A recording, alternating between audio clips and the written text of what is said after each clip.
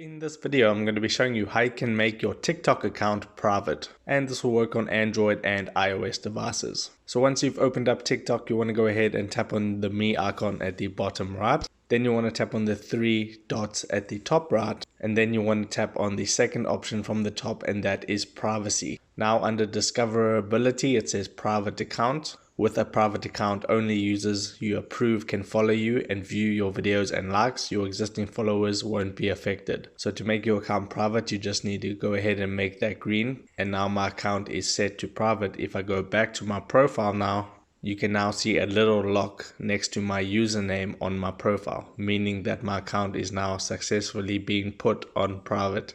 So that is how you make your TikTok account private. If this video helped you out, make sure to hit the like button and subscribe for more. Take care.